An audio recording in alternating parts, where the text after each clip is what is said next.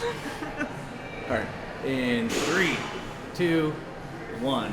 Welcome to Dallas. I'm Gabe Ibrahim alongside Megan Gauer and Aaron Barzilai of Her Hoop Stats, and we are here for the Final Four. Guys, it has been a long season in the best way possible. We've seen some amazing basketball throughout this year, and we're finally here in the place where it's all going to end up with Iowa, LSU, Virginia Tech, South Carolina. I'm not sure why I said it in that order because those teams are not playing each other. But regardless, Megan, how you feeling being here in Dallas? It's great to be here. A little tired from the traveling, but great to be here.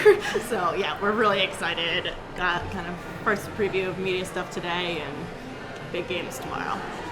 Aaron, how you feeling? Very excited. It's just nice to be here. Just a real buzz being in the arena today for the open practices and the kind of media workroom, seeing the press conferences, and yeah, just feel like there's just a lot of excitement. You know, in some ways it seems like when we were together last year in Minneapolis, well, it seems like a long time ago, but it also seems like very recently too. It wasn't that long ago we were all together celebrating women's basketball, and it's great to be doing it again this weekend. Yeah, no, it was a blast last year, and it's been a blast so far. This year, we're actually staying in the same hotel where all the coaches are staying, so we got some good coaching advice, actually. Mike Neighbors told me my team is not bad at shooting, they're bad at making, because we practice shooting all the time. We don't make very many shots. You can mention the hotel. We should, we're looking for a sponsor, man. Marriott, come at us. Was it Sheraton? It's Marriott Bonvoy. Yeah, you might get some points out of this one. All right, hey, there we go. But yeah, so we had the press conferences today. We haven't really had a chance to go down to Tourneytown yet, which is something that's always a blast. If you're here in Dallas, go check it out. But we get to see a stadium. We get to see FanFest. What was your initial feeling being around the stadium? Do you think they set it up nicely? All that. Yeah, I thought the arena looked really nice. They clearly spent a lot of time decorating inside. Everything's decked out in women's Final Four stuff, so that's really cool. We didn't really walk through the FanFest too much, but it looked like they had a lot of stuff going on, so it seems like a good environment so far. Yeah. I definitely thought the arena itself, I think my takeaway is the arena itself, I think looks even better than last year. I mean, I really like American Airlines Center, right? Yes. Was the arena in Miami.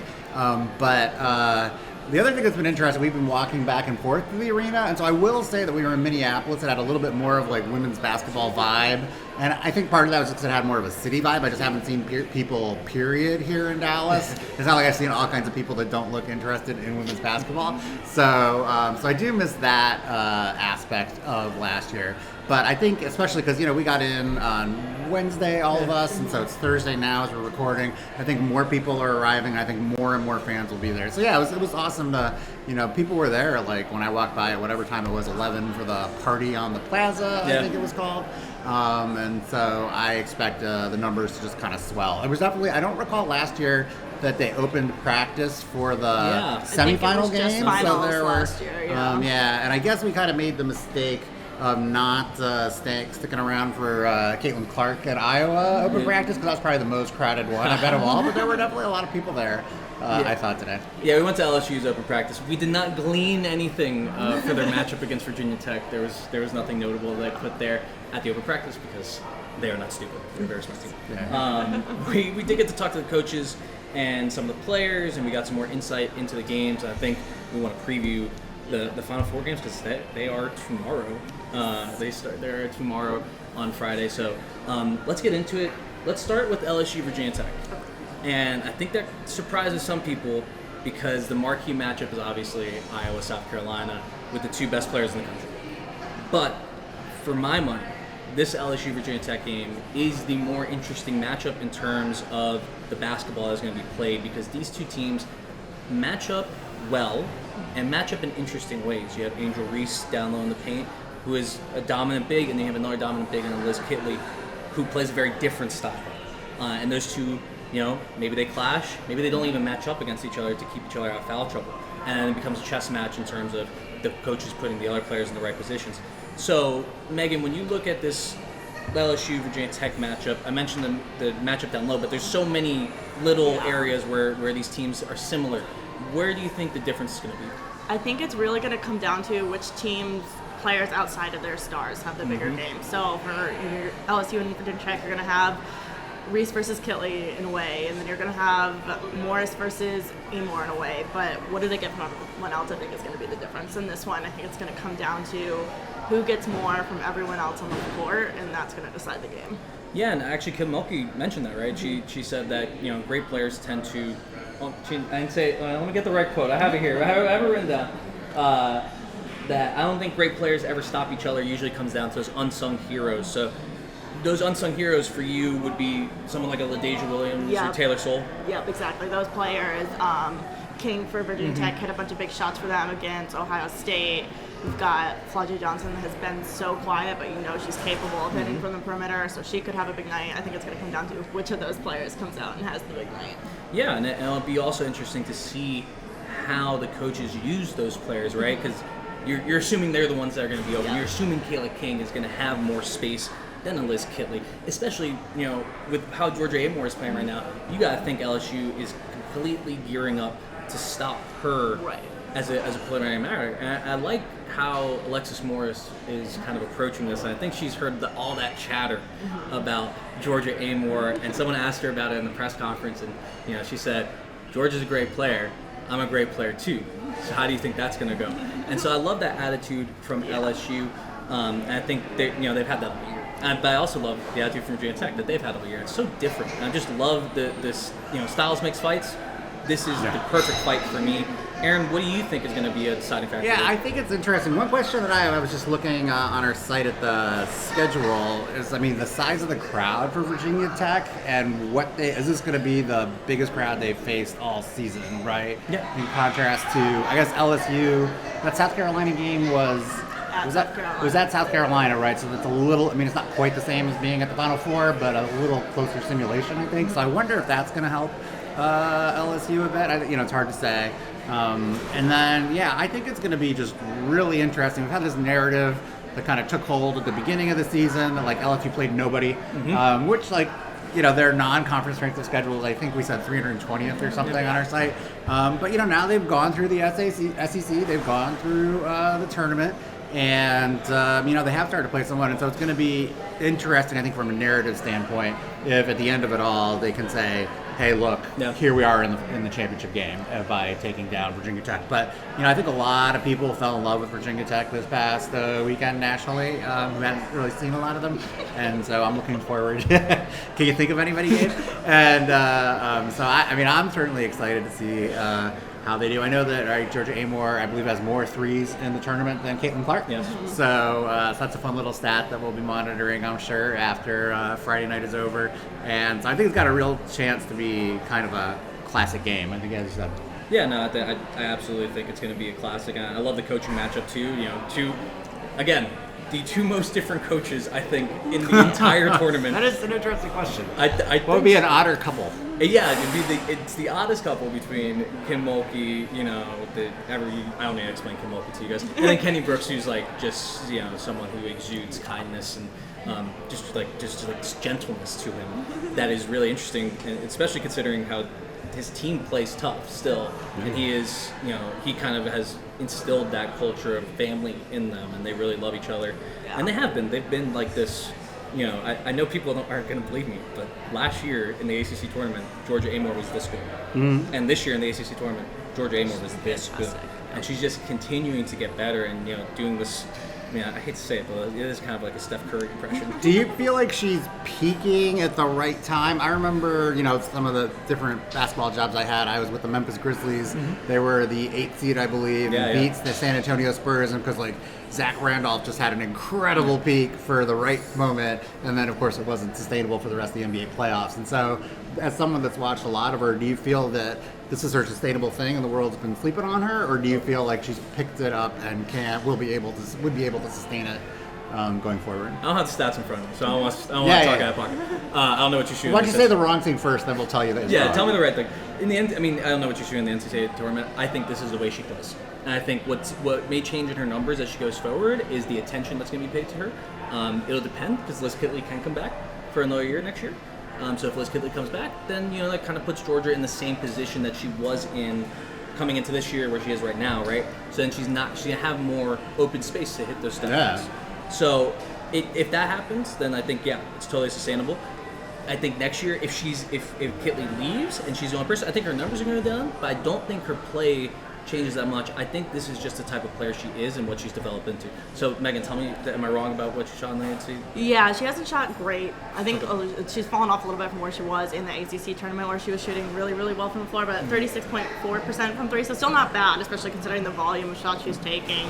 And the difficulty of those shots. Yeah, and the difficulty too, and obviously the attention she's faced on defense has increased a lot over the last few rounds. So, still, she's made 23s so far. I believe the NCAA tournament record for three-pointers made in a tournament is 22, so feels likely that she's going to break that. And she's making 5 a game. That's insane too. So. No, I think that's sustainable, to be honest, and just the level of shots she is taking probably is not what you want from her, honestly. You probably want to put her in better positions to score, and so we'll see if Virginia Tech's able to do that against LSU. But on the flip side of that matchup, Alexis Morris, she deserves a ton of credit, I think, for what she's done for this team. Because, against Miami, and not that Miami could hit a shot, and I understand that, but it was just Alexis Morris almost kind of single-handedly beating Miami. She was the only player in that game aside from Jasmine Roberts. And Jasmine Roberts wasn't even, she just got to the rim a lot. Alexis Morris was hitting shots. And, you see how her shot has improved throughout this season, and I think she has a real chance to actually win that matchup. Do you guys think I'm crazy for that? No, I don't think. I think she, was their best player in that game against Miami, like you said, and she's been playing at a really high level. She's an experienced player, too. She's been around, she's been in big situations, so I wouldn't be surprised to see her win that matchup. I think what she does on the defensive end is maybe a little bit more than what Amor does, so I think that there could be an advantage LSU in that matchup. Yeah. Morris does just have a very... I don't think Amor can handle her defensively. Yeah. I'm not sure. I don't think anyone can handle Amor defensively either. So maybe that does cancel out. I think the other matchup, obviously, we have to talk about. It's the one that's at the forefront. Liz Kitley versus Angel Reese. You kind of have the Angel plays just a unique style, unique in the true sense of that word. She is one of a kind. There's not a lot of players that can do those little, wrap around shots from the basket and grab the types of rebounds that she does. Her drives from the pinch post have gotten a lot better. She stopped taking bad threes, which is good. And she's really found herself. Now on the other side, Kitley, she's been this player, and I think she just got incrementally better in every spot. I think what I say that yesterday about her, that she's right now at the rim. Before she kind of didn't have good positioning around the rim. Now she's like one of those things you see at the car wash, the wacky inflatable arm people. You wanted her to be the inflatable and to play defense, you mean, right? Yeah, on defense near the rim. That's what she needs to do for this team in particular, because they do have good defense on the perimeter. She just kind of needs to protect it when it gets broken. So in that matchup, Aaron, what do you see being a key consideration? I don't know. I think I'm not sure I'm going to have a great answer for you on that one. I'm just, you said it's the contrasting styles. I don't think we're not going to see 25 and 24 from Angel Reese tomorrow. I don't think so, but it's going to be. I don't know that I have a definitive answer for that. I think I'll leave that to the podcasting pros. But what I can tell you is that I'm really excited to see how it plays out. I love the chemistry, that the Virginia Tech team seems to have, and the LSU team too. So, What do you think, Megan? Yeah, I think a big part of it is the rebounding, right? Who's going to get on the glass better, I think is going to be a big factor in this game. I think you see, especially when you get to this late of the stage of March, those things, the little things matter, the rebounds, the loose balls. So I think the two of them... Rebounds are not little things. Kids, watch out. Yeah. They're big not things. Little things, but it's the biggest thing. Those things are important in this matchup, so I think that's going to be big. I think the other thing I have my eye on is Angel Reese didn't have a great second weekend. Yeah. She just really struggled.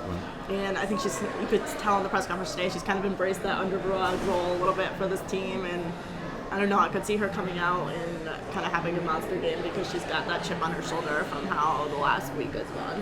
Yeah, no, I totally see that. And the other thing you mentioned with the rebounds, she gets on the boards.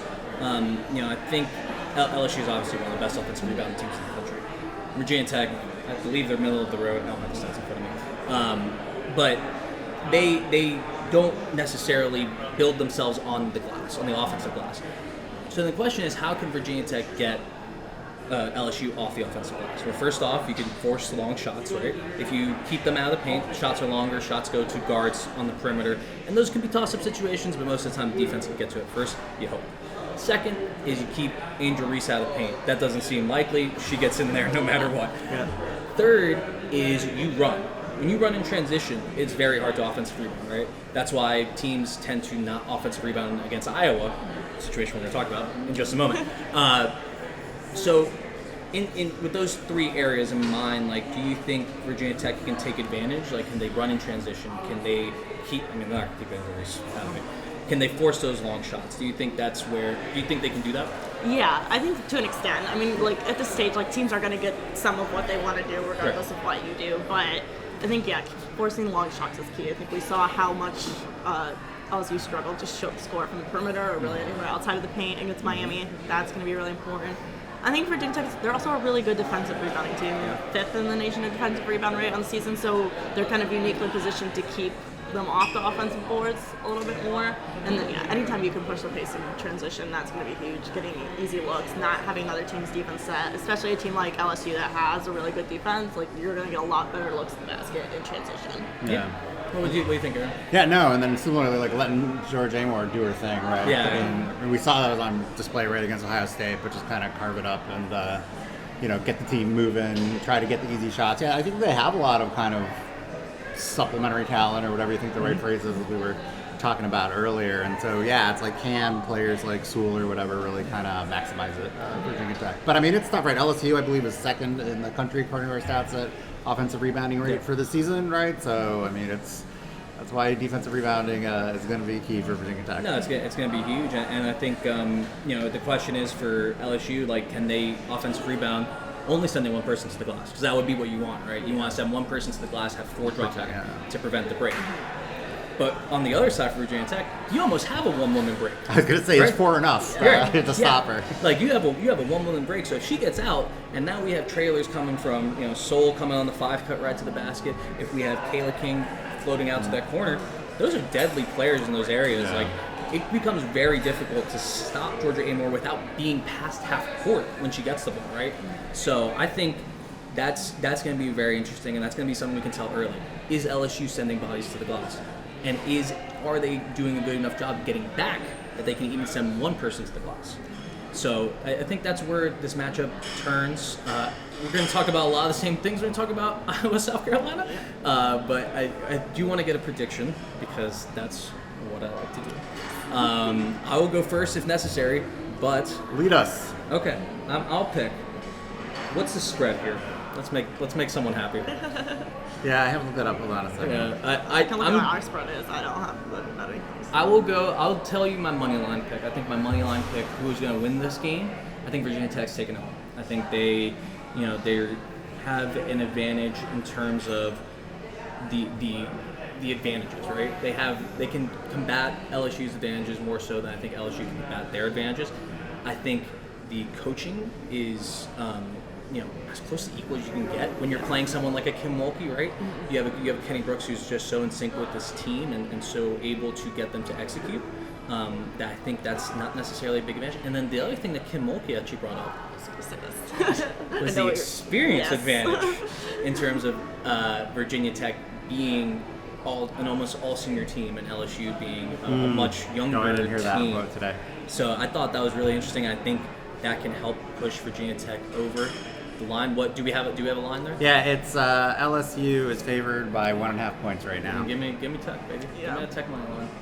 Yeah, I agree. I was also going to say the thing that Kim Mulkey said about how they're all seniors and it was so good. So they have just more experience. And I think when we're talking about like it coming down to the role players that are going to make a bigger contribution, having seniors and players that are just a little bit more experienced versus like in LSU's case, a player like Fletcher Johnson that's a freshman, that's a really hard player to be relying on at this stage in the tournament. So I think that just favors Virginia Tech a little bit more, and that those players that you're looking to step up and make a big contribution are seniors and ready for that moment.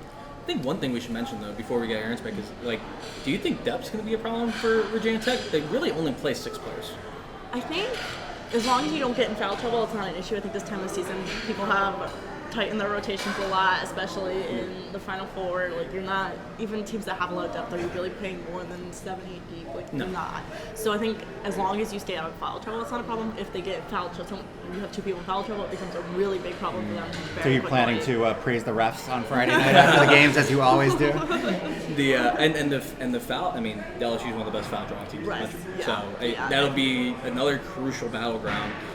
Hopefully, it doesn't come up. Not because I want Virginia Tech to win. Just like I don't want it to come down to the refs, so I don't have to hear people talking about the refs. But so hopefully they keep it clean and they can play their 6 players, 6.5 players. Shouts to Taylor Guyman. Yeah, exactly. She got a little tie, right? Yeah, she gets a little time. Aaron, what's your pick? Well, I'm going to be contrarian, so at least it'll be a good podcast, right? I'll take LSU, right? I think, clearly, as I just said, Vegas or the sportsbook, right, are favoring LSU. We've got LSU third in our stats model, and it almost feels like we're anti-narrative. It's almost like the conventional wisdom is that LSU's overrated, and so therefore we're all underrating them at some level. So I think, like, it would be a fascinating storyline if it turns out, in fact, you can play an unprecedented non-conference schedule, as you pointed out, I remember, in like January, February, and then still make the championship game. It'll be, SEC excellence, right? We'll hear a lot about that. And so I give them a lot of credit. I'm not sure, I feel like all season we were really praising the ACC for being a strong conference, but I don't know that we ever praised it for having that team at the top, right? I mean, obviously SEC, right? And so, I was sort of wondering this, I recall, about the Big Ten at some point, like, is it going to turn out that they're all quite good, but no one's in that, like, at some level, right, no team has really established itself as the number 2 or 3 team in the country behind South Carolina. It's like a giant mess from 2 to 10. Yeah. And so, like, hence all the craziness in the tournament. Exactly, which is great, right? So why can't it be LSU, right? I mean, they played Tennessee, they played South Carolina. Kim, talk about the experience. Like, Kim Mulkey's been there, right? And so she knows how to motivate her team. So I think that since I think a lot of people are high on Virginia Tech, I'm gonna go the other way and pick LSU as a result. I'm just hoping it's a classic because I think these 2 teams can put on a real show and put on something that's going to be special for women's basketball in a different way than the game we're going to talk about now, which is Iowa, South Carolina. This is going. I don't think I'm talking out of turn. This is going to be the most watched women's basketball game in the history of the sport. Not only that, I predict it's going to have more viewers in the championship game. I think this could be the first time I don't have the data on all of it, right? But I would bet it would be the first time that a semifinal game had higher viewership than a championship game. I could see it having higher ratings than one of the men's Final Fours games, to be honest. Easily. Because there's not that the teams in there aren't marquee teams. Yeah. Except for Miami, obviously. We're not going to do it. We're not going to do it. Not a men's basketball podcast. Not a men's basketball podcast. We'll get back to women's basketball. He's talking about the women too, right? We did go further than UConn also in the women's. So South Carolina and Iowa are 2 teams that are just so externally defined by their 2 stars, right? In Caitlin Clark and Aliyah Boston. However, those 2 players don't interact. They don't play even on the same parts of the floor, and you hope for Iowa's sake that there is a lot of interaction because that probably means that Aliyah Boston's blocking Caitlin Clark. You don't think that she's going to be isolating her at the top of the key or drag out Aliyah Boston? I don't think South Carolina's going to let that happen, to be honest. Their guards are too good at getting around the screens. I think they communicate too well to put Aliyah Boston in that situation, right? It's not like in the NBA you can kind of get whatever matchup you want. I think in college, especially women's, it's tougher to get those isolation matchups. It'd be great for Iowa if they could do that. But where do you think the advantage lies? Let's start with Iowa, because I think the advantage for South Carolina is pretty obvious. Where do you think Iowa has an advantage? I think on the perimeter, which is also the obvious statement, but their perimeter shooting, not just Clark, but the way Gabby Marshall and Warnock are shooting the ball right now, Kate Martin at times, has been really, really strong, and that's probably South Carolina's one weakness is on the perimeter. Their perimeter shooting, it was good against Maryland, but generally not great. So I think that's the biggest advantage that Iowa has in terms of you're trading 3s for 2. That helps you keep up with South Carolina. Yeah, and Aaron, do you think that South Carolina's guards can slow down that 3-point barrage from Iowa? I think that in general, one of my fundamental beliefs, right, that kind of NBA analytics more so has shown is that, like, it's actually not about forcing teams to miss the 3-pointers, but it's forcing them not to take it, right? So certainly like Caitlin Clark, I don't know how you stop her from shooting. She'll just step further back. Yeah. I think you got a little bit more hope, right, of rotating, especially some of the length of the people flying out for kind of wing and corner threes. But yeah, I just ultimately, as much as I enjoy watching this Iowa team, as talented as I think they are, I just think ultimately we might get a situation, or I worry we'll get a situation kind of like the Maryland game, right? Yeah. Where like they're going to play really well to start, and then just like we've seen all season, South Carolina is going to wear them down. I do think, Iowa has the proverbial puncher's chance because 3 is better than 2, right? And as I said, I think that if they can, as collectively, not just Clark, but everybody hit 3s, then they got a shot, right? Even if South Carolina has their way in the middle. So I do think that.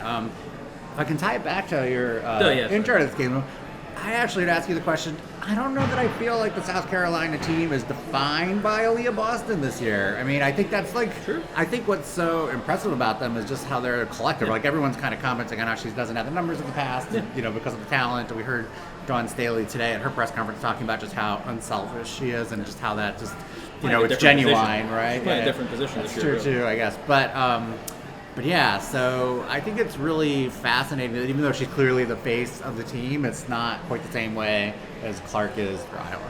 Yeah, I think externally, though, I think it kind of is. And I do agree with you. Like, there's been more recognition for the other South Carolina players in terms of, for us, right? The people who are paying attention. You hear Nzai Cook, I think, is very famous.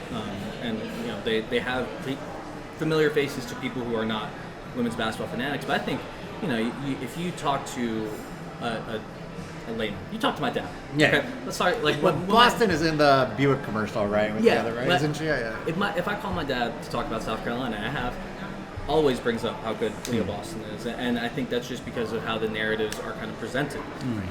And so that's why I said it, defined externally. But I do agree with you. This South Carolina team is a really great collective, and when you look at how Aliyah Boston has been playing, it is that.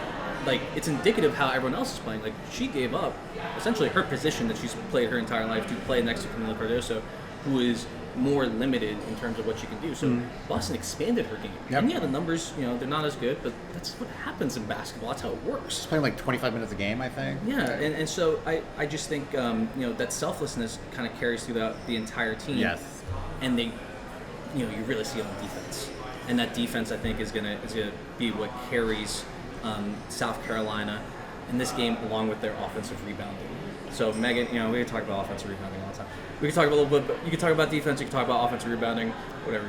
Yeah, I think something to note is, like, if we go back to the first weekend and, like, when Iowa played Georgia, and they did struggle to score some in that game, and I think that's probably the most similar thing they've seen in this tournament so far to what they're going to see with South Carolina. And South Carolina is still a much bigger step up from where that Georgia team is, but the Georgia team defense was very good, and we saw Iowa struggle, so I think that's something to keep an eye on in terms of they haven't necessarily had as much success as they're accustomed to having scoring against that type of team. And then the rebounding too, I think we talked about going into this tournament how much better Iowa had been on the defensive glass, and they have been better this season for sure.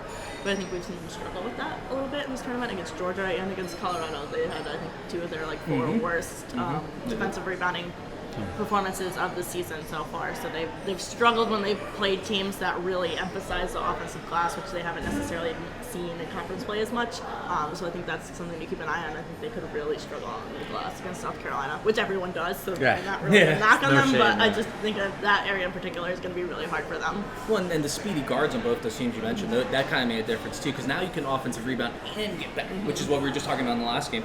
Like, if you can do that, then you're going to take away a lot of transition opportunities from Iowa, and Iowa is built on that transition. Do you think, Aaron, South Carolina's defense has an answer for that transition game from Iowa? Yeah, I think their defense has an answer for everything at some level, right? So I think that they are very well coached, and they've just got so much depth, right? And so I just think that they're going to be Dawn Staley is going to make sure they're getting back, right? And if they don't get back, she's going to get someone else in, right? Yeah. And so I think that's they'll get back. Yeah. I'm not worried about that at all. Yeah. I think that, and it's not just getting back though. It's getting back, communicating, finding a body, and I think those 3 things are just crucial in transition defense, because especially against Caitlin Clark, you have to find her before half court. If you find her at half court, you're done. And not just her, but also her targets. I remember I just saw Debbie Antonelli tweeted out like a little video thing she did when she was doing an Iowa game earlier in the season, and Clark was talking about she really likes to make that diagonal pass, I think, cross court in the transition across half court, and so I think that's really the key. And so that's why I think that, the puncher's chance, right? If Iowa's, shooters can kind of run in transition, get off the threes before the defense, the half-court defense. Yeah. Is that? I mean, that's what they're going to have to do, and South Carolina knows it, right? Yeah, and the matchups themselves are going to be interesting. I mean, you don't cover Caitlin Clark with one player, period. No team. And these guards are some of the best defensive guards in the country. They cannot cover Caitlin Clark one-on-one. They will get beat if that's the case. But I think their communication in that they're the best communicating defense in the country, from what I can tell. You hear them talk when you watch them play. You see them talk. You see them move as if they are communicating. So I think that's going to really benefit them. But the matchups too at the guard position are going to be interesting because you're probably assuming it's going to be Bree Beal as the primary. But then Zia Cook and Kiara Fletcher, they're both going to be picking up Clark at times.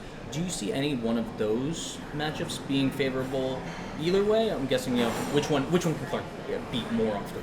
Yeah, I mean, I think Zaya's probably their second best defender on the perimeter, so I would say that you probably will see her help more. But I could also see the way I was playing right now, that I'm kind of focusing on maybe do you try to shut down Warnock and Marshall. Yeah, Marshall. More too, because I think that's Caitlin Clark still can't beat South Carolina by herself, right? Other people have to contribute. Yeah. They're going to be able to limit Sonano a lot, I think. There was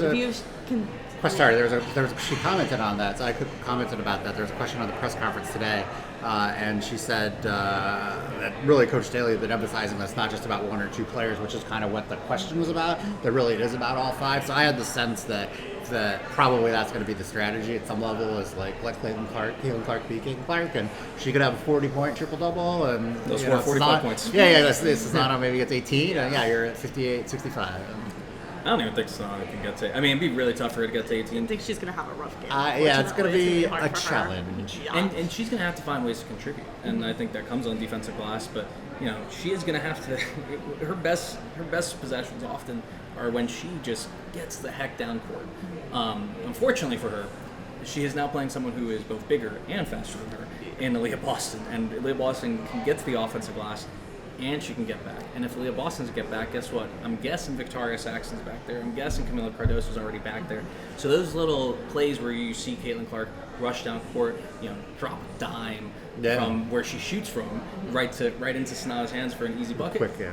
Those plays may not be there. Now, what can Sonata do to combat that? Well, she can get the ball, pass it out. It's not something that's really in her forte. She's okay at it. In those situations, she can also try to just out-rebound, try to really, really keep Aliyah Boston off the glass, and that could be her sole responsibility. And if she's able to do that, that might be the biggest contribution she can make. I don't think it's going to be Oscar, because Aliyah Boston might be the best offensive rebounder we've ever seen in collegiate basketball, but if she could, that'd be the biggest contribution. So for Sonano, obviously this matchup's going to be tough. Do you see her having where else can she contribute if it's not on the courts? Yeah, I mean, I think the glass is the big one. I also am interested to see what Iowa does with their lineups in terms of, if you have Boston and Cardoso out there, Iowa doesn't play her alongside Sulky very much, but do they go to something like that in this game? Because otherwise, how do you compete with them having two people in the post? They're going to get obliterated in the lane if they don't do something there. So I think that'll be interesting to see how they interact side by side, and if doing that can allow one of them to get a little bit more open in the post and space the floor a little bit differently and get some opportunities to score in the lane. Yeah, I wonder if Sonata will get some help. I mean, if you were South Carolina, you'd probably be so confident that you wouldn't double her. And therefore, she's got some pretty good footwork, I think, right? So there's some chance that she could sort of, be dancing in the paint there and somehow get the shots off. I imagine, I guess they probably put Cardoso on her. And And then she's got such legs, so that's tall order. I like I like Sonano's matchup against Cardoso much more than like her matchup against Leah Boston. Certainly. I guess I feel like the length though can just make up for the footwork. Yeah, but she's the defensive player of the year. Yeah, you have the length, the size, the speed, the smarts, everything from Leah Boston. Yeah. Is just, I think you're gonna see Boston on her mostly. I think Iowa doesn't really have anyone else you really need to guard like that in the post. So I also probably think Boston on her. I think Saxton takes a lot of Cardoso's minutes. I mean, it's been happening a little bit more throughout the tournament that Saxton steps up and plays the 4, and she's just 6'4" with extremely long arms. Merely. So, that's nothing to deal with. But she can also provide a little bit of resistance if Boston is dragged out, or just they trust. If they trust Boston hedging more or showing more, wherever they're going to do against Clark and those high pick and rolls.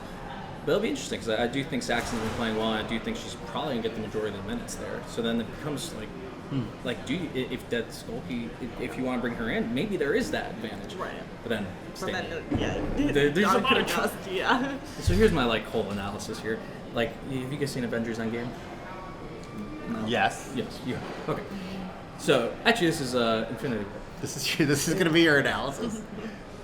You know how Doctor Strange, spoiler alert, you have not seen this movie. Iron Man asks Doctor Strange, okay, he's like, go through all the scenarios to see how many we win. And Doctor Strange says, I went through 14 million, whatever. And Iron Man says, how many did we win? And Doctor Strange says, 1. I think that's Iowa's situation. There are a lot of ways for South Carolina to win this game. They can get on the glass. Yeah. They can stop. They can stop. The other players. They can stop Sonata. They can hope Caitlin Clark misses, which is possible. They can stop her in transition. Iowa has a very thin path to getting this victory. The 1 in 14 million chance. It's not 1 in 14 million. It's not 1 in 14 million. Not according to her super stats model. It's a little higher. Yeah, it's not 1 in 14 million. But it is. They have a very, very narrow path. It has to be almost perfect. They have to force long shots and get the long rebounds and get out in transition and get those buckets. It has to happen early, often, and then continue through the second half, which that is the part that no team has done against South Carolina. Yeah, you have to beat South Carolina in 40 minutes. A lot of teams can hang with South Carolina for 20 minutes, but then that next 20 minutes kills them. Yeah. So 2 questions, reactions. First, are you Doctor Strange in this analogy? Are you Iron Man? Are we Iron Man? Or so I guess Doctor Strange would be Lisa Bluter, which is a funny visual. But she's the person who has the chance in her head, right? She knows how it goes for them to win. Yeah. So I guess maybe I am Iron Man. I gotcha. I am Iron Man. I do wonder how maybe you guys can talk. You were at the Iowa press conference, right? Yeah. So I'd be interested to hear how they're just feeling about being the underdog. But the thing that I think is also fascinating about this here, anything can happen. That's why they play the game any given Friday, any given Sunday.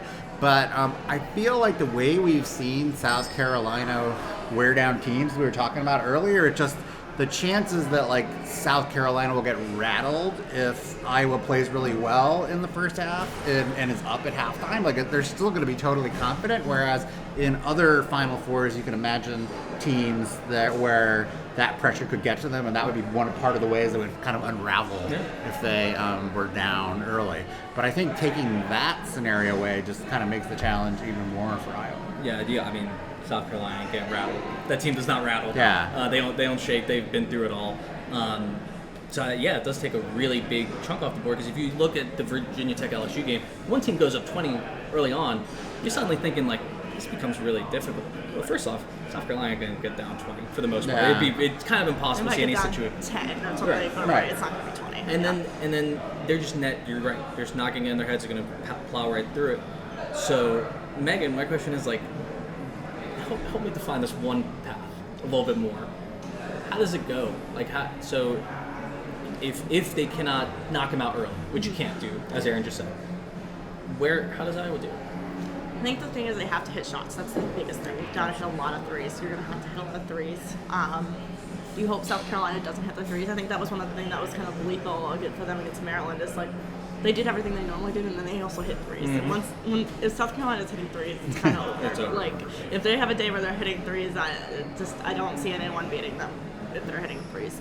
I think we've seen a lot of teams do a decent job with some kind of zone defense of forcing South Carolina to take more outside shots. But I think that's something I was going to try to do as well. I think the more you can force South Carolina to have to take shots on the perimeter or in the mid-range, the more success you're going to have in guarding them. I think we saw at UCLA did a really good job of it. They didn't hit shots on the other end to do anything, but Maryland did pretty good. Yeah, Maryland did a pretty good job of it. So trying to force them to have to score outside of the paint is going to be really important. You've got to do that. And then you've got to do something on the glass. You can't let them get offensive rebounds. And that's, I think, going to be the most difficult part of it, because like it's easy to say, it's very difficult to do. And it's just like I feel bad because that's what we always talk about, so offensive rebounding with South Carolina. And I understand that it gets old because this team does a lot of great stuff. They're very well coached. They do great stuff, but they are the best offensive rebounding team in the history of the Her Hoop Stats recording. Right? Yeah, their offensive rebound rate was 48%. I forget what it is. It went down too from earlier in the season. Yeah, it was like 49% over 50. So yeah, they're just incredible at it from an offensive rebounding rate standpoint. They don't play at the highest pace. I think their offensive rebounds per game is not as high as some other teams. But it's unbelievable how many they pulled out. Well, and their offense actually does. They score a lot of fast break points. So it's not like their offense is. I think teams try to slow it down because, if you make every possession more important, you kind of have a better chance. But yeah, I just think that offensive rebounding, it's a killer. It's a killer for every team. And then not only the offensive rebounding, it's when you give up an offensive rebound and you foul because you gave up the offensive rebound, and you're coming back down and you charge, and then you got 2 fouls and your coach keeps you out for the entire second quarter and you go down 8 and then there's no answer. Never mind. No, I'll talk about that game. But I think that if it comes down to the glass, it's a big problem for Iowa. They have to make it about the 3-pointers. They have to make it about the pace. And if they do that, they do have a chance. And we have given Iowa their proper chance. I think it is time to make a pick. I made the first pick last time. I'm going to Aaron this time. Okay, yeah. I mean, you'll be shocked to hear that I'm going to pick South Carolina. I don't think we're going to have much dissension on this one. What's the spread here? Do we know? It was 11.5, I believe, when I checked it out a minute ago. We give South Carolina like an 83% chance to win this game based on our Her Hoop Stats model. I mean, so it's not impossible, not 1 in 14 million, but it's just they've been so dominant all season. And they got tripped up last year by Kentucky, right, in the SEC tournament. I was trying to remember when you were talking earlier about what we can learn from that as sort of the path to that. But I feel like this team is so much better than last year. They are too, right? So I mean, I would definitely take South Carolina. I think that for Iowa, as you said, to have a chance, like they need to be hitting the rest of their team needs to be hitting their 3-point shots. I was just checking. I think Caitlin Clark was 8 for 14 from 3 in that 40-point game over Louisville, and the rest of the team from 3. And the rest of the team was 8 for 21, and like they're going to need to be like 12 or 13 from some kind of otherworldly night where everything comes together for it to happen, which is in the realm of possibility, but pretty unlikely. And against the spread? Against the spread, I'm still going to take Dana would probably question me, but I'm still going to take South Carolina. I think that there is a chance, right, that the Iowa side of it could unravel. Right. I think because those offensive rebounds. That was not a sound effect you added in? That was not. Stone Cold Steve Austin has entered. So, I just think there's a chance that they'll just kind of get worn down, right? And the length will just be super disheartening. I mean, I think that's one of the things about the offensive rebounds. They played all this great defense, and like somehow they still scored because they got the offensive rebound and just put back in a 2-footer. Yeah, I'm also going to go South Carolina. No surprise. I think that they, like you said, have so many paths to win this game, and they don't have to do everything right to win this game. Where Iowa has to kind of have everything go perfectly to come out with the win. So I think it's going to be South Carolina. I don't know that it's going to be particularly close. I think we'll see a close first half, but I think we're kind of going to see what we've seen from South Carolina all season long, where probably a close first half, and they're going to start to pull away in the third quarter, and then that fourth quarter, they'll really open it up, and it's not going to go down over there. The South Carolina crockpot, as I've been calling it. I can't believe you guys aren't familiar with that story. I was practically yelling at my phone about the lobster boiling and the pot thing. I didn't know about that. That one was, I don't know. Well, I was tripped up with a frog. Yeah, I knew about lobsters, but we were talking about frogs. Yeah, I was like, but why I feel are we like it's the same boiling a thing, frog? yeah. Well, the way Calvin said it was also like, there's a boiling frog somewhere. Yeah, it wasn't very clear. It was also midnight, so That is brain true. capacity low. I still like my crock pot more because I just think that's really just they build up the pressure, and then by the end you're a soupy mess. Like you are just beat down by the end of the game. So I agree. I have to go South Carolina. I would love to be different. I just don't think it's gonna happen. I will also go South Carolina against the spread. I agree with you, Aaron. And I agree with you, Megan. Like, I don't think this gets close at the end just because of it. And it's not anything against Iowa. It's not anything against Caitlin Clark. It's not anything against, her winning the award or whatever. It's just South Carolina is that good. Yes. They're one of the best teams we've ever seen. Megan, I know we can talk about UConn later. But South Carolina is one of the best teams we've ever seen. I think this team is so together. They're so ready for this moment that I think it's almost impossible to think of them losing either game, honestly. Spoiler alert for our next podcast. Just hard to think of that. I thought we did a great job with the thought exercise. It's definitely possible. Yes. It's just hard to believe that it will really happen. I love that we gave all the reasons that Iowa could win, only to pick Iowa to lose. Testament to what Don Staley has built at South Carolina. That's how you do it. Well, it feels like we're wrapping up, so we've got a lot of... Is that true, Gabe? Yes, we are wrapping So up. I would say, I don't know, do we want to talk today, or do we want to save for a future podcast? Are we going to do the whole topic, is South Carolina ruining college basketball? Let's you do have it any tomorrow. opinions, Megan? Tomorrow or Sunday. Let's make sure they win first, because now it's going to sound real dumb. Let's make sure they win the whole thing. It's just so ironic. People have said that for so long about UConn, and now it sort of feels like it's fun. Great teams don't ruin the sport. No. Absolutely They not. make it better. And they make I think, everyone else better. And you look at it too. It's like, look at how good the other teams are. When you, no offense to UConn, the UConn didn't play as many great teams in their Brandon Stewart run as this South Carolina team has played, and teams that are going to go down in our memories in terms of being those great teams. This Caitlin Clark Iowa run, regardless of what happens tomorrow, is legendary. I think what Virginia Tech has done. That's forever for Virginia Tech. That's the thing we're going to think about with Virginia Tech is this season. LSU, same sort of deal. Like, this is something that's going to live in the halls of their program, a great program. So it's just like South Carolina. What South Carolina is doing is just so impressive, and they're not ruining the sport. They are crazy. But we will have that debate. Oh, okay. If Maybe they win we the can tee it championship. up. We can tee it up. Yeah. So, If they win the I championship. just want to hear the UConn fans weigh in on that one. We'll see how they're feeling once they lose to Miami in the men's Final Four.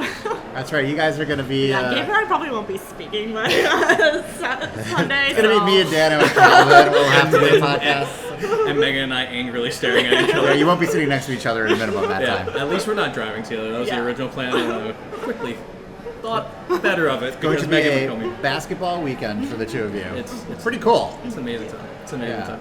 But we got a lot more basketball stuff to do. Got some people to hang out with. We got some more Her Hoop Stats people. As I'm looking behind the camera, I see Adam. But we're going to be here all weekend trying to do daily podcasts, so keep it locked right here on the Her Hoop Stats podcast feed or on YouTube. Hope you subscribe, give us likes, comments, all that stuff. Really helps if you're enjoying the podcast. And if the audio quality, I should have mentioned this a lot earlier. If the audio quality is a little wonky, it's because we're recording in the lovely Marriott Bonvoy Lounge, and the acoustics are not necessarily what we're used to.